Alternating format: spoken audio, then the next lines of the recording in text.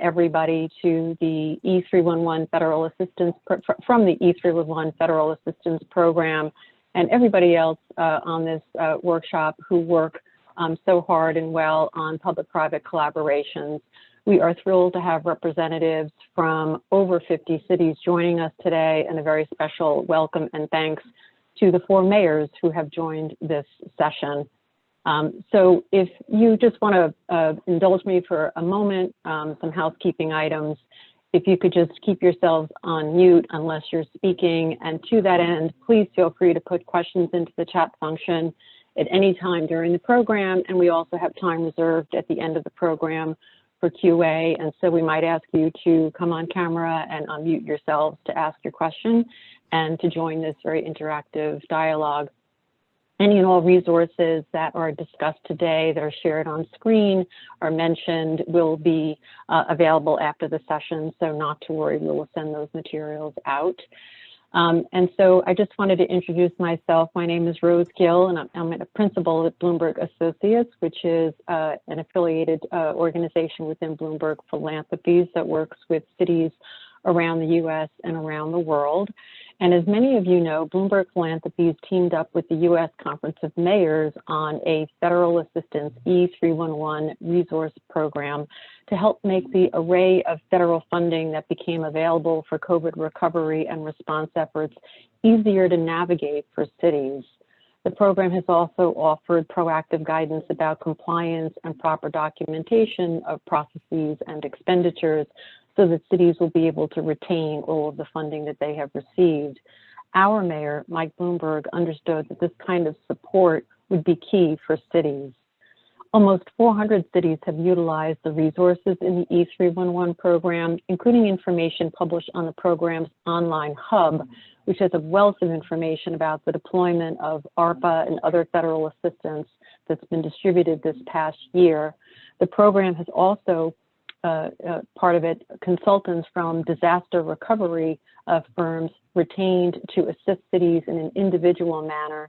And we've had a series of online workshops pertaining to issues of relevance for cities, ranging from revenue replacement through reporting obligations. We will share the link to the program's resources so that you can browse the knowledge captured on the hub whenever you might need it.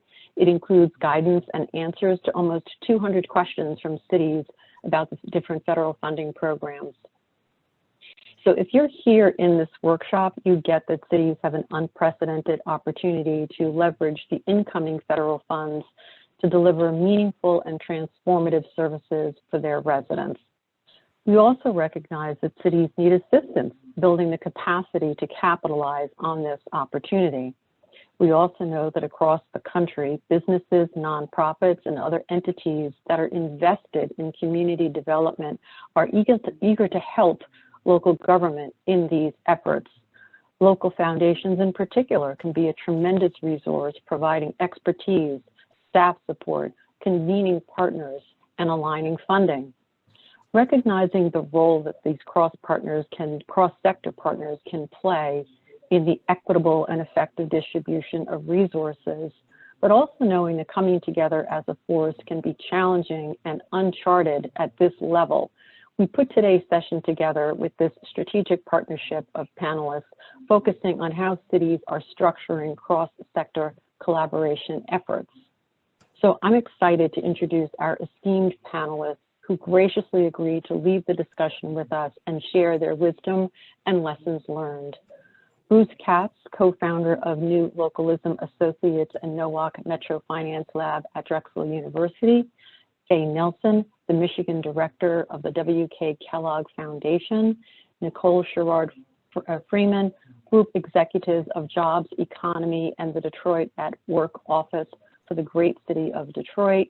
Melissa Wilson, city purchasing agent within the Department of Procurement, Management, and Budget for the city of Dayton. And my colleague, Adam Freed, principal of the sustainability practice at Bloomberg Associates, who will be moderating. Two of my other colleagues who are a big part of today's program are Megan Sheikey, who runs the strategic partnership practice at Bloomberg Associates and curated today's program, and Jamie Lavin of Bloomberg Philanthropies, who many of you know from her work managing the E311 program. So with that, I'm going to turn it over to my colleague, Adam Freed. Great. Thank you so much, Rose, and thank you to the panelists and for all of you who are tuning in to participate today. Really just scrolling through the chat is an incredible diversity of both places around the country in terms of geography, in terms of sizes and scales of the cities, but also such a rich diversity of the titles that are there. And I think that really goes to show what a critical issue this is and how partnerships and the need to increase capacity, given the challenges that we're facing and the resources coming to cities, touches every facet of city government. So really excited for the conversation today. I'd also note, please, throughout today's program, please put any questions you have in the chat. We are going to have a short discussion among the panelists and then open it up to your questions. We'll keep a list as the questions are coming in through the chat, but please put those in at any point. We'll keep track of those. If we get to a point where the program ends and we have not answered your question, we will follow up with you to try to get you an answer. And many of the questions that will be brought up today will be put onto the hub. Jamie put a link to that. That already has over 200 questions that cities have been asking around CARES Act funding, federal funding, ARPA funding. So we want to make sure that we're able to be responsive to those needs and make sure we can answer your questions.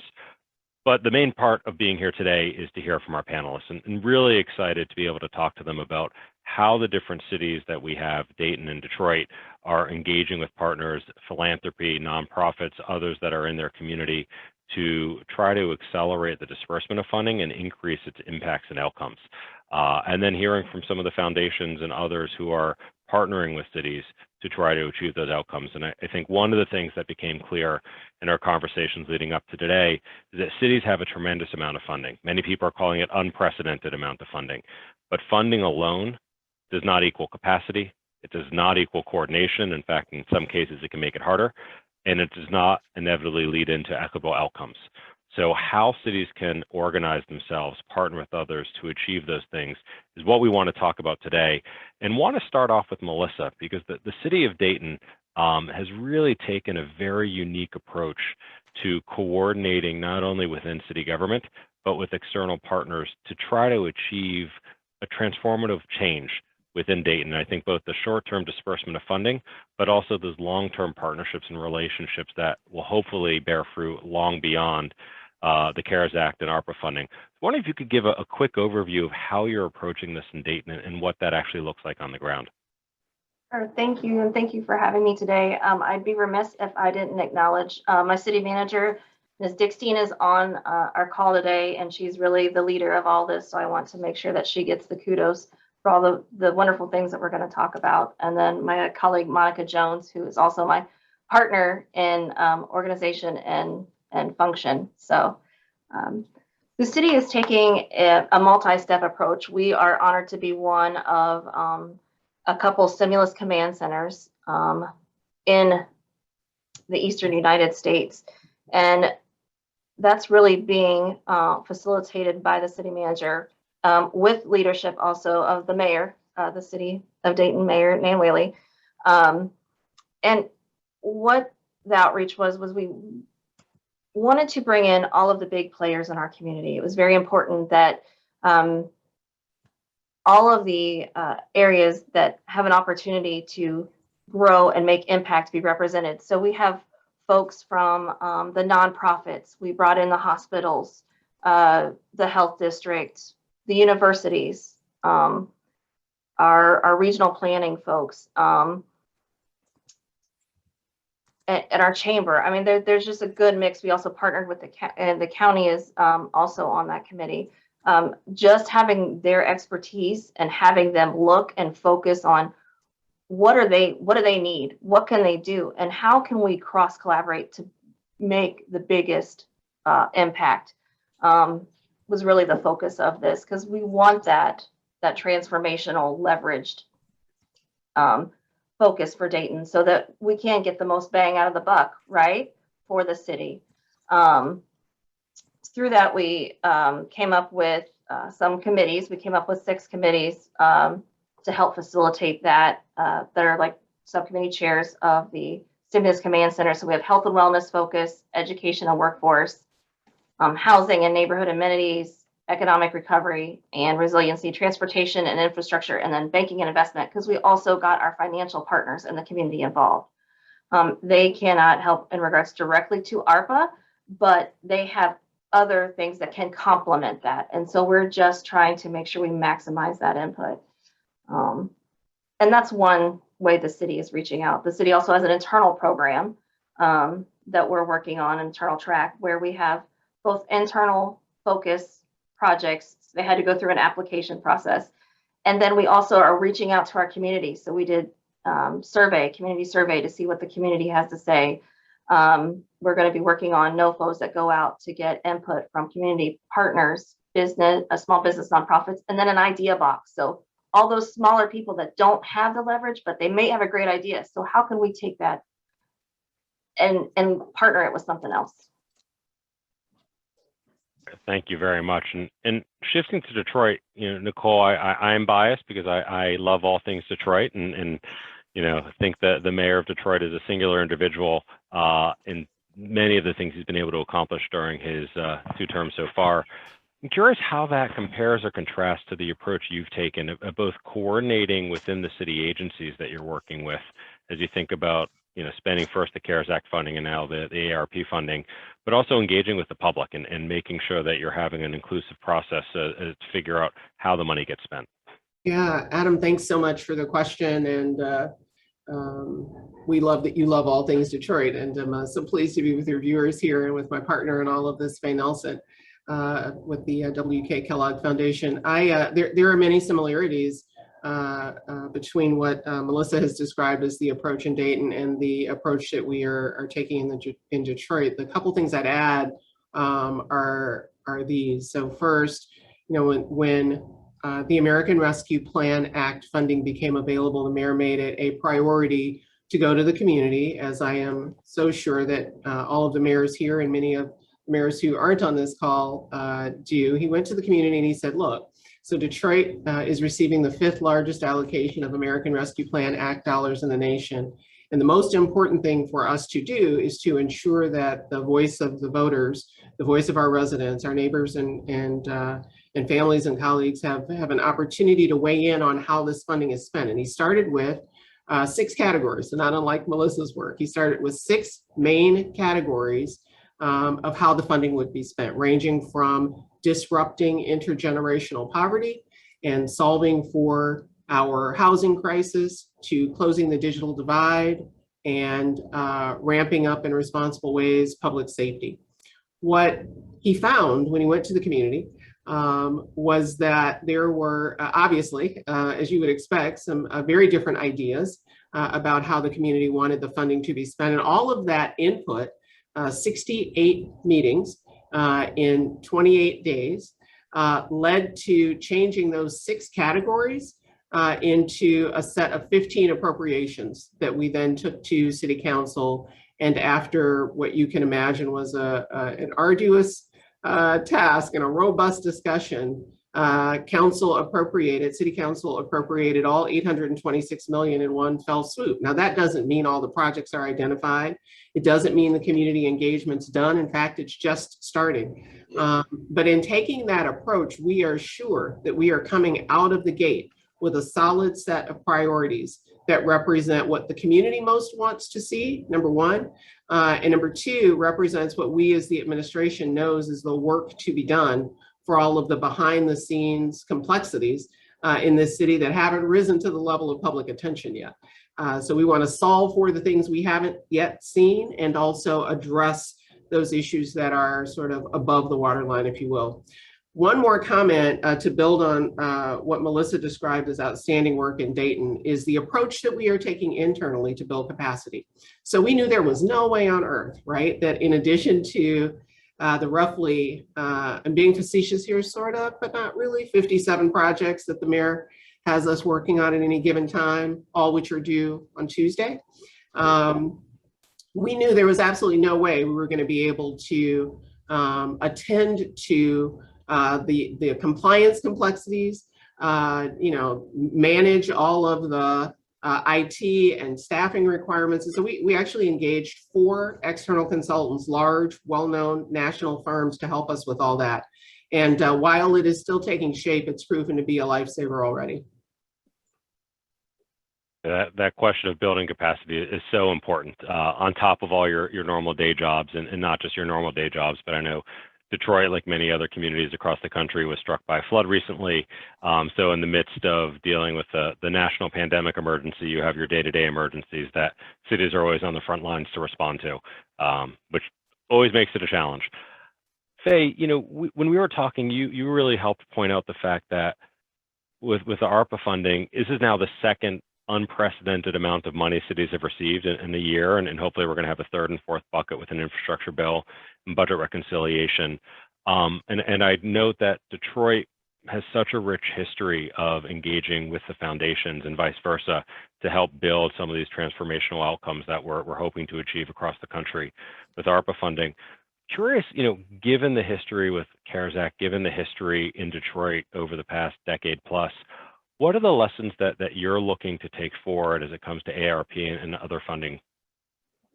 Thank you, Adam, and thank you for the question, and thanks to Bloomberg for putting together this important event and inviting me, and it's always a pleasure to team up with my wonderful colleague, Nicole.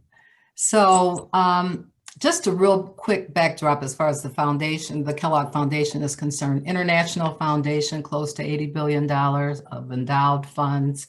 We are, we fund in what we call our priority places, which includes New Mexico, New Orleans, Mississippi, Michigan, Haiti, Mexico, as well as nationwide. Our focus is on thriving children, working families, and equitable communities. And so we are really, really working and really quite aware at the end of the day that the leveraging of our funds, identifying important partners in order to be able to make an impactful, sustainable difference is what we're all about, all of which our work is focused through the lens of what we call our DNA, which is racial equity, community engagement, and leadership. So that being said, we don't do the work in the community, we fund nonprofits in the community to do the work. Many of whom are small nonprofits that are trying to do this important work in underserved communities, particularly supporting Black and Brown individuals. And we heard not once, but many, many times, the challenges as far as just accessing CARES funding. And while we knew, and it was our understanding, that there was a portion of that act that was to be identified to support underserved communities, all of the feedback that we were receiving throughout the state, certainly nationwide, was that just wasn't the case in large part. And some of the reasons was, we knew that our smaller nonprofits were less likely to have relationships with financial institutions. Owners may not have access to finance or legal experts. Some of the nonprofits were formerly incarcerated as far as the business owners were concerned. So that presented one of the barriers. And just a huge amount of barriers at the end of the day, really not understanding the availability of the funding or how to even get to it. And so all that being said, we took, based on our lessons learned, because it impacted so many of our grantees, so many of our communities, what can we do differently? How can we learn differently from this experience in order for us to be able to lean in and be a much more effective partner as it relates to better serving the communities where we live and serve?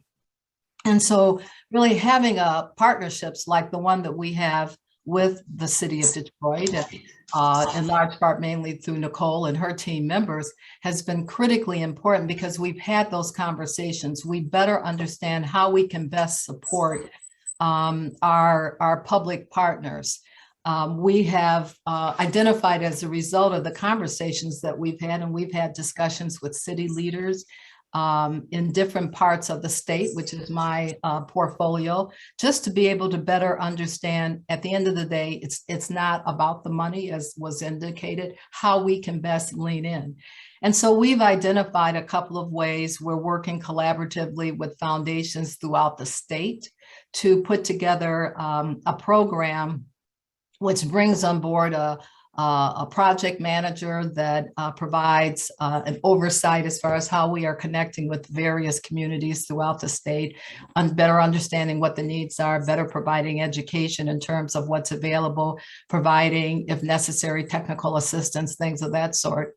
And then we are also, as a foundation, we have also funded one of our nonprofits in order to lean in more specifically to our priority funding places in Michigan, which is Detroit, Grand Rapids, and Battle Creek, as well as statewide. And how do we, in a much more intentional manner, support a variety of our key stakeholders, including our public sector, on how can we, at the end of the day, partner in order to better support the communities that we serve. At the end of the day, our focus is on seeing that these dollars are dispersed in an equitable manner, and having partners like Detroit has really provided a huge value with regard to our goals in that space. Thank you. And Bruce, you sit in a really unique space. You work for the federal government, where we're at HUD in the previous two previous administrations ago. You're now advising local governments. You had a national perch at the Brookings Institute, where you really helped build out their focus on cities and what they're doing and what they need. I'm curious, a lot of what we've heard about is not only getting the money, engaging with the community, but building the institutional structures, because this is an enormous machinery that needs to be built to, get the money out, to track it, to, make sure you're complying with all of the rules and regulations, both for the federal government, but also for the public, to show that there are outcomes that are being achieved. Curious what you're seeing around the country and what advice you'd give to cities and mayors on today's call about how they could think about approaching this. Well, thanks, Adam. And I've got a really short deck that will try to encapsulate this, and then there's a longer deck we can circulate. But it's just great to follow Melissa, Nicole, and Faye. And I would just start by saying this: building back better, which really brings in all the focus that everyone's talked about equitable outcomes, is going to require doing things differently. The federal government is going to send a lot of funding through multiple distribution channels, but it's highly compartmentalized, it's highly balkanized, and ultimately it's dependent upon cities to design and deliver transformative initiatives. So part of that is getting organized now, both within the public sector, general purpose local government across multiple public authorities, the school districts, which are getting enormous amounts of funding, but then working very closely, as Melissa and everyone was talking about organizing across sectors, public, private, and civic, organizing for this structural change. Ultimately, we know we need intermediaries, institutions with the capacity, capital, and community standing to deliver inclusive growth. Tulsa is creating a Tulsa Authority on Economic Opportunity, merging several public authorities. Other entities are looking at almost community equity corporations, community equity trusts, to change how we deliver neighborhood regeneration. So the old institutions, and some of these are quite old, are not really fit to the purpose or the goals or aspirations of Build Back Better. And finally, as I've said before, inside and outside. The federal government is not going to decide what cities do, or really the multiple uses and activities you invest in. So ultimately, you're going to have to match your uses to a plethora of federal sources. Next slide. This just describes really what Melissa was describing. And it's the way in which data is organizing. We have a separate chart. I see Margaret Handmaker's on the call from Louisville. At the end of the day, what's brilliant about the federal approach, it's allowing for diversity of approaches at the city level, but the common theme is to get organized, because the American Rescue Plan is the beginning. It's going to be a wave, as you said: infrastructure, innovation, human capital, neighborhood regeneration, going through many, many distribution channels. How that gets organized within and without is critical. Last slide. We have a whole bunch of issues, ton of federal money, but ultimately decision-making locally. Buffalo is coming up with a very interesting investment playbook model, where they're basically showing these are the disparate uses, building on what we've done on the east side of Buffalo, a very disadvantaged area that cuts across small business, workforce, housing, et cetera. How do we then match up to federal sources? The Ralph Wilson Foundation is really a critical part of that. Planning for uncertainty. We don't know what's going to pass Congress. And once it passes Congress, we don't know what the notice of funding opportunities are going to look like or when the funding is going to happen. Build Back Better, basically $1 billion in EDA funding. Notice of funding opportunity July 22nd, first applications due October 19th. This is the federal government acting as speed. We're not used to this. So how do you plan for that? Equity, equity, equity. Workforce diversity, supplier diversity, neighborhood regeneration, Black and brown founders, reducing health disparities. Many cities might do one of these things well, but we're going to have to create a whole field about how to design, finance, and deliver this. That gets back to structural reform and partnerships. The places that are going to win, not just maximize the amount of federal funding they get, but deploying it smartly and strategically. It's got to be a team effort. We're going to have to collaborate to compete. We're still figuring out what those ecosystems look like. Philanthropy is going to be critical with corporate and patient capital to help build this out as new norms and models. So we'll send it around a fuller deck. We're still in sort of a experimental and invention phase. This is sort of new localism taken to its limits. But I do think we've got to begin all this with an enormous amount of enthusiasm. You know, Bruce, you raised a lot of tremendous points in there, and I think that point about the speed at which everything is moving, both the funding and the speed at which cities are needing to set up these structures and respond and try to get the money out. You're seeing that with the emergency rental assistance programs, where they're standing up programs and have to get money out the door in whole new systems they've never done before. Curious, you mentioned, you know, Buffalo, Dayton, Louisville. Are there other places or structures you've seen that you'd highlight that, you know, if they're not getting everything right or getting pieces right, that are worthwhile people leaning into? I'll just mention Philadelphia for a second. Philadelphia is obviously the home of Drexel. I have a huge interest in this. But what happened around a year ago was major business, labor, community, and university leaders started to meet every Saturday. They ultimately decided to formalize a Philadelphia Equity Alliance. They then got McKinsey to give us pro bono support to look at the extent to which existing public authorities, the ports, the airports, the schools, transportation, water, sewer, electric, the extent to which they were procuring goods and services from Black and brown entrepreneurs.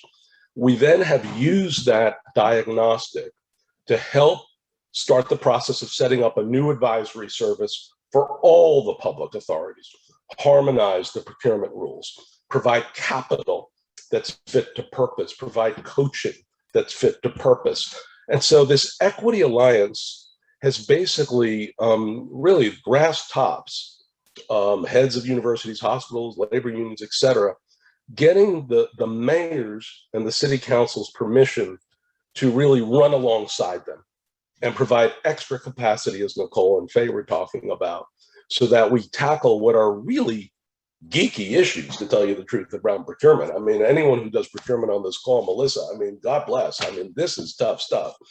But I mean, you got to get in the weeds if we're going to really pull this off. That's what I think we're going to model in Philadelphia. That's incredibly helpful. And you mentioned capacity a number of times in that. And, you know, as a former government official who, like Nicole, had 57 things that I was supposed to deliver last week, when you flashed up the Dayton org chart, you know, my inner self cringed at the amount of coordination that needs to come with that. Melissa, I'm wondering if you could talk a little bit, how are you guys staffing that? Because you guys were already stretched thin.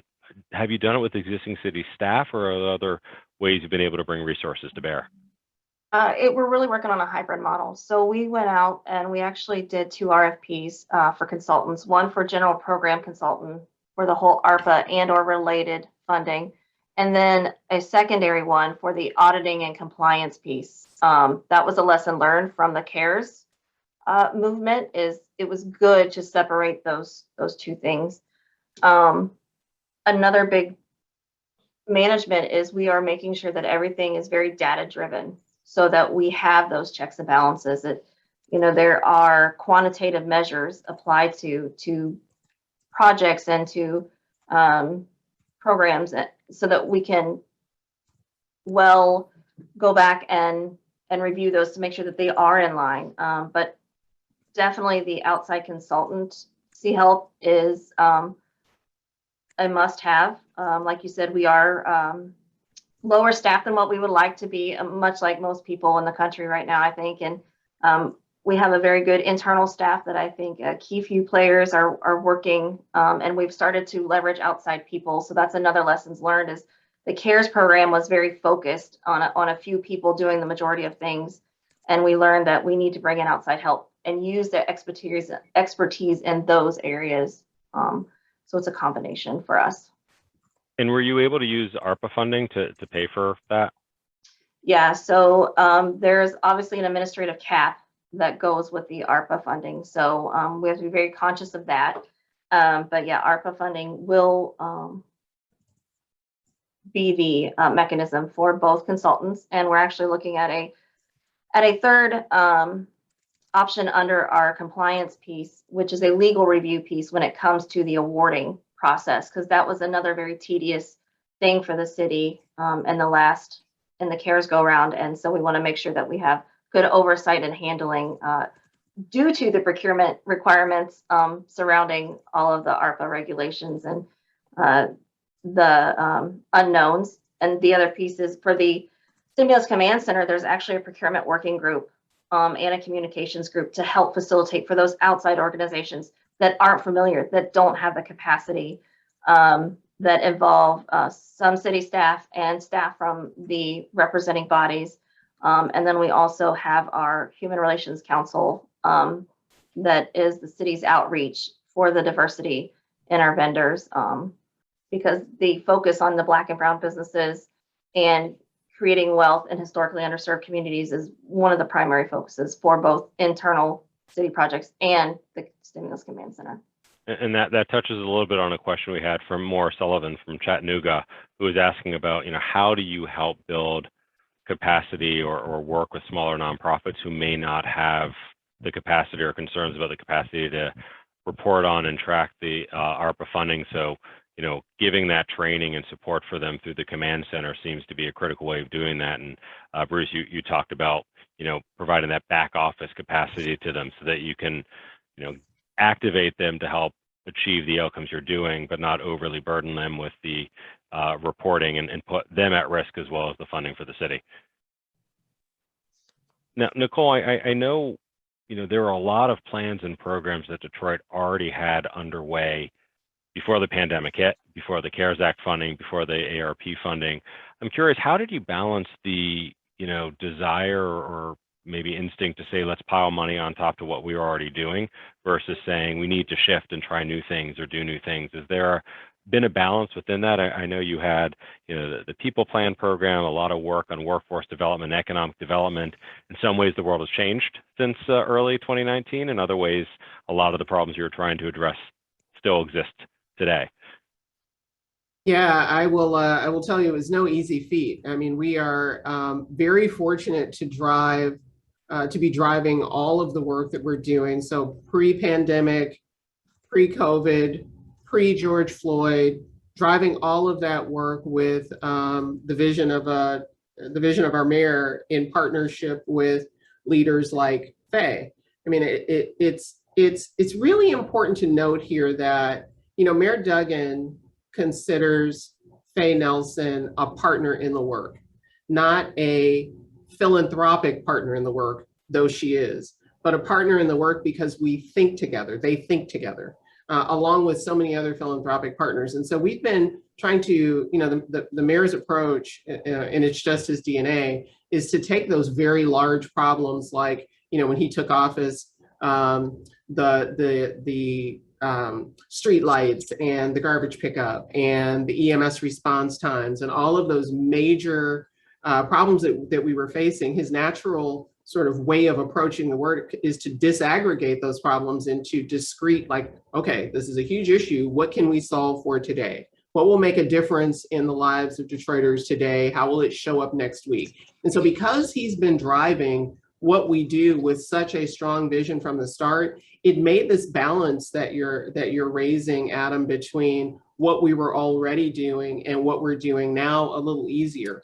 And I will tell you, and maybe it was Melissa, and I'm sure it was Faye who raised this, but because our initiatives are data driven, we know that the problems we were solving for, like they're still problems, right? And so there was no evidence to point us to, like, let's turn our attention to and take on this other big thing that we haven't considered in the past. That wasn't a consideration for us because we were already driven by data, already had a vision, already showing progress. And this was a way, the ARPA funding and the CARES funding was simply a way to expand what we already knew was working. We're going to open up for questions in a moment, so I'd encourage you, if you have your questions, we have one or two that have already come in through the chat, please put them in. We'll call you if you're comfortable coming on camera to ask it. We have a host of other questions we're ready and able to ask if you don't have more. But before we open it up, Faye, we've heard a lot about what cities can do with philanthropy and nonprofits. I think we often forget to ask, what are the things that you look for when you're partnering with cities, and how can cities position themselves better to be, co-equal better partners? Well, that's a great question. I think it's important to understand that at the end of the day, philanthropy wants to be part of this effort. Philanthropy wants to make communities better where they live and serve. And so from the Kellogg Foundation's perspective, what we don't want to do is come in and tell communities what they should be doing. Which is why a very strong part of what we do and how we approach the work is through community engagement, being able to listen, to be able to thoughtfully understand at the end of the day, what is the need, to make sure that we are sharing with potential partners who we are, what we're about, our priorities, and that we want to make a difference through outcome, a difference that it also includes metrics. But at the end of the day, we want to be partners. We have, with regard to the ARPA funds, and again, based upon a lot of the lessons learned through our listening to the communities where we serve, we wanted to reach in and to listen and connect with our partners to better understand, how can we better support you? How can we better show up? And those are the many conversations we've had with the mayor of Detroit, Nicole and her team members, other community leaders. We want to be there. We have a strong history, for example, in the city of Detroit with public-private partnerships, and how we all better understand at the end of the day, the better we understand each other, the better we respect how we work, what our structure looks like internally, and that there's a mutuality of alignment and goals. And that at the end of the day, we can't all do it by ourselves. We have found that our partnership has continued to grow and it's continued to strengthen relative to how we go about the business of supporting our communities.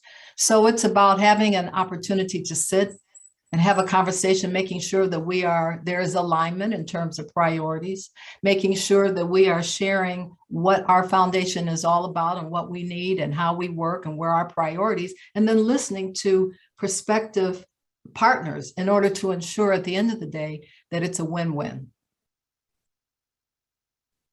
I was really impressed when we were talking before this, you kind of summed up where you said, we need to get the short-term and the long-term game right, and that takes building trust, as you were talking about the alignment with purpose and mission, and giving each other grace and patience. And I think that is something that is really important to think about.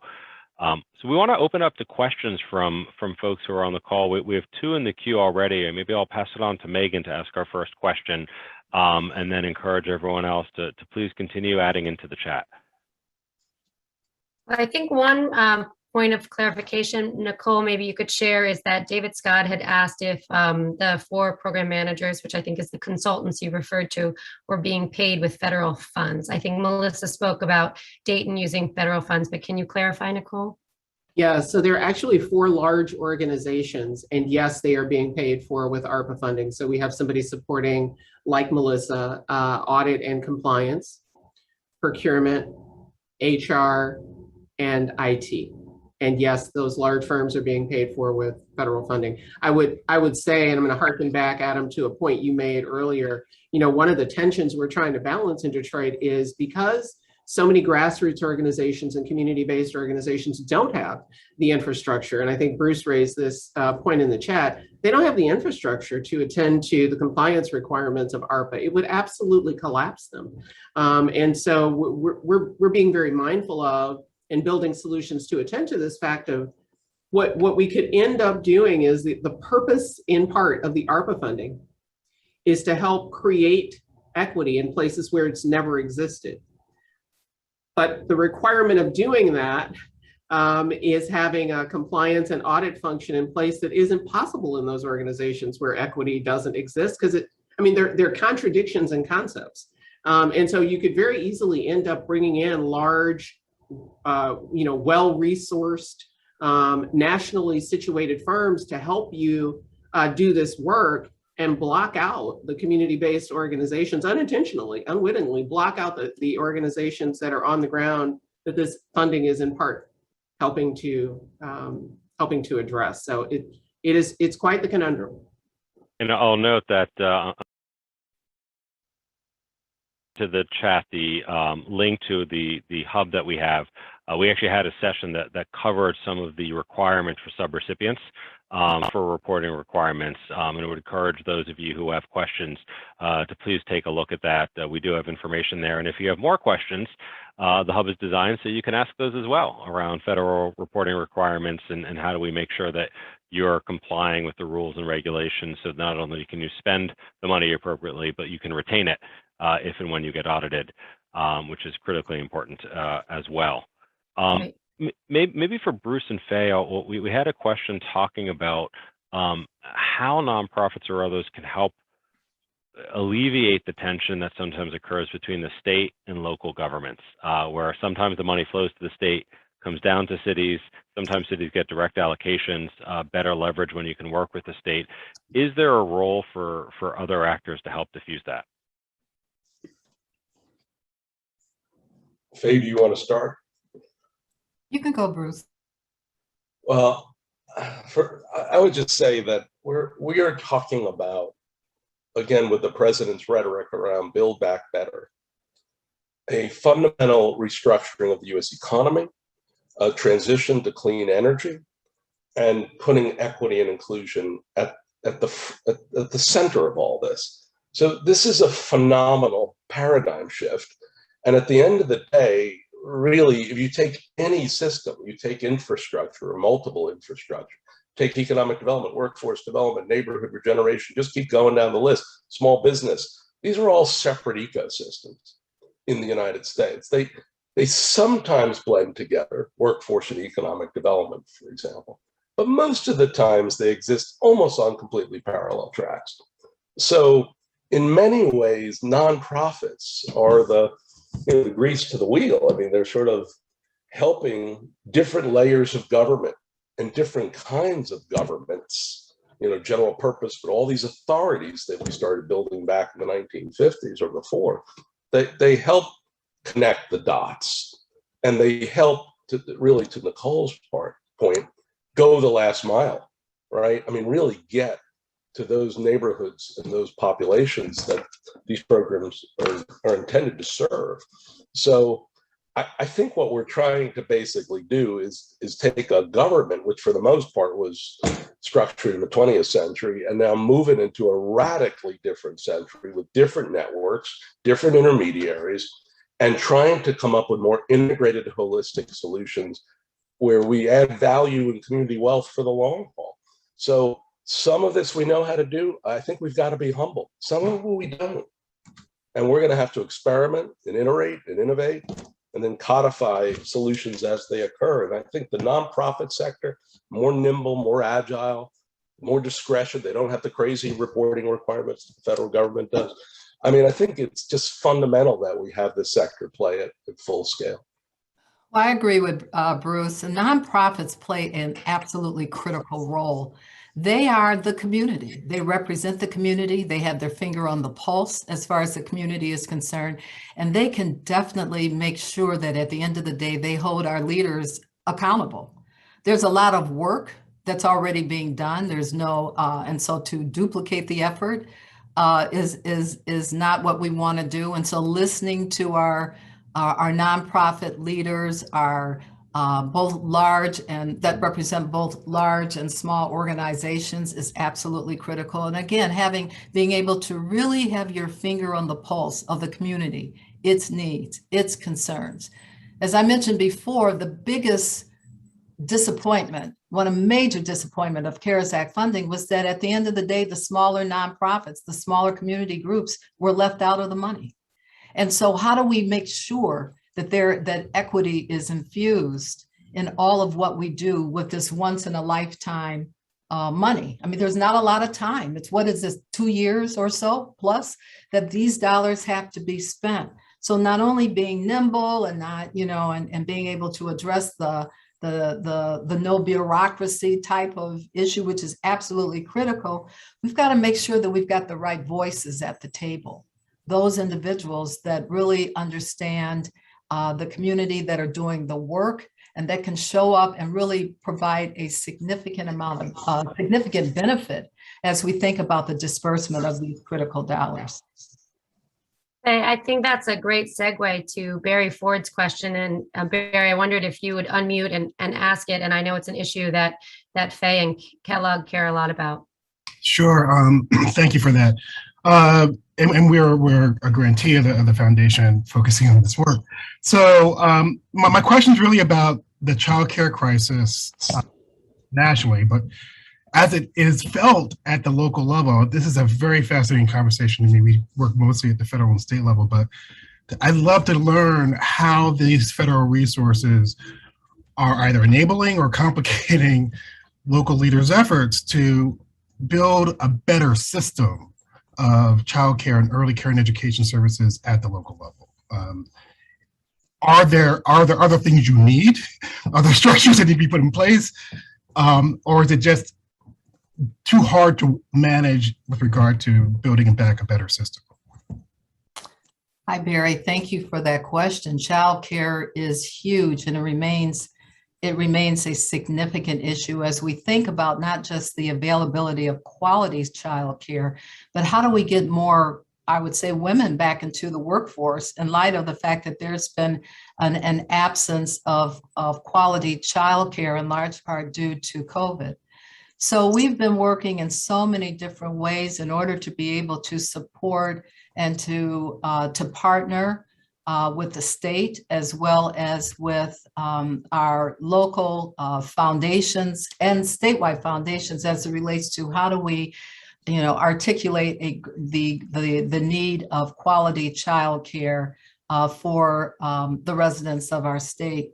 One of the issues I will tell you is the pay. The pay for childcare workers is so low.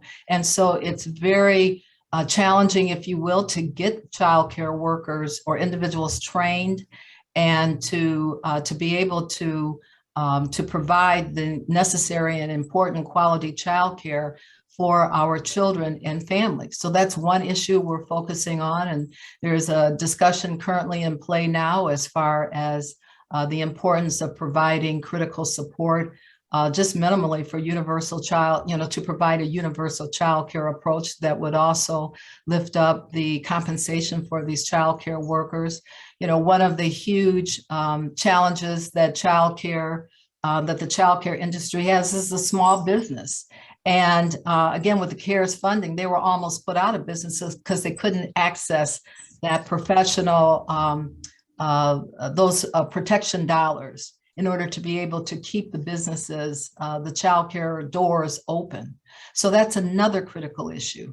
And again, trying to work as quickly as possible with the state as well as our philanthropy colleagues, as well as our local public officials, statewide public officials, to emphasize the critical need for childcare and creative, innovative ways in order to to focus on how we can lift up childcare. Affordability is another issue that we're grappling with as well.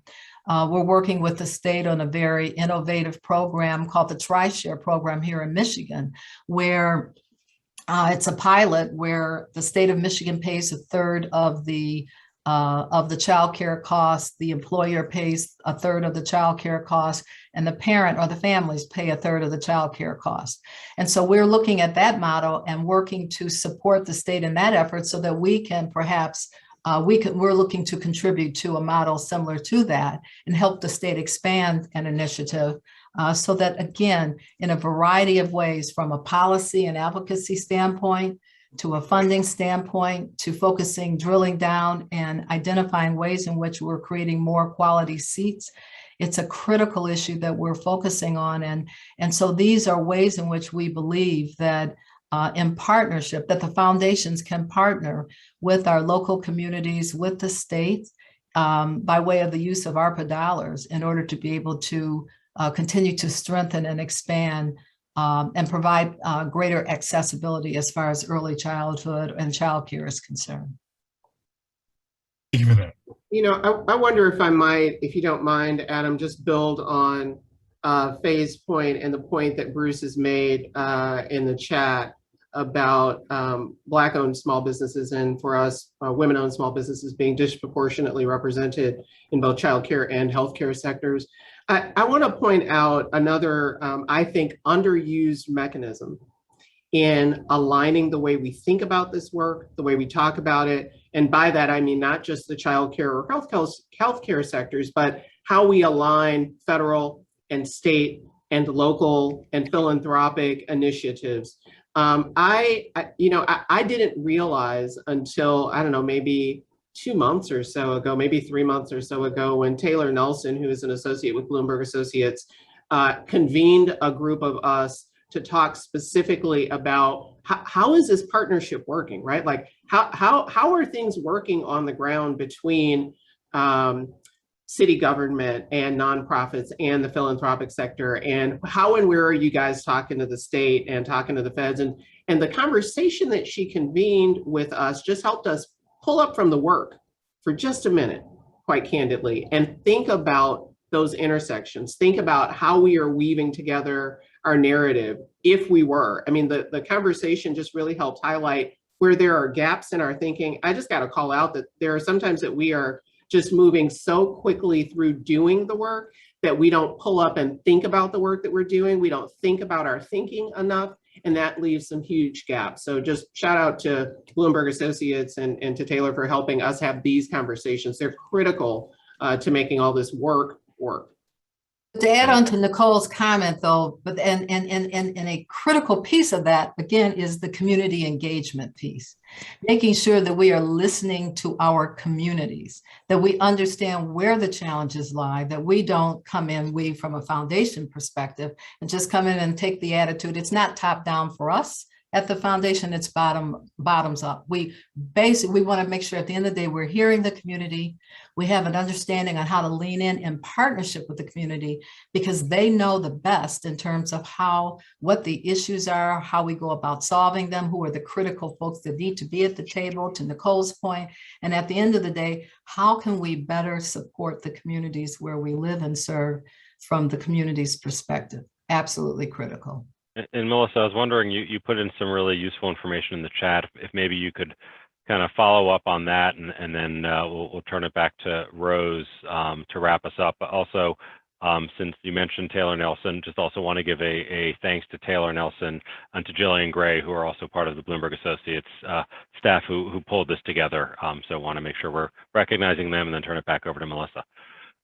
Thank you, Adam. Yeah, so with this external application, we kind of broke it out into 3 parts. So we have a community section, the second part is a small business or a hospitality, and then there's an idea box, but we're hoping that there will be a partnership that could happen, or a partnering of possible opportunities between the idea box of those smaller folks that don't have the capacity, right, of your smaller nonprofits, or maybe even 2 or 3 small projects that are submitted through the community that we could bind together to make one larger, more impactful project.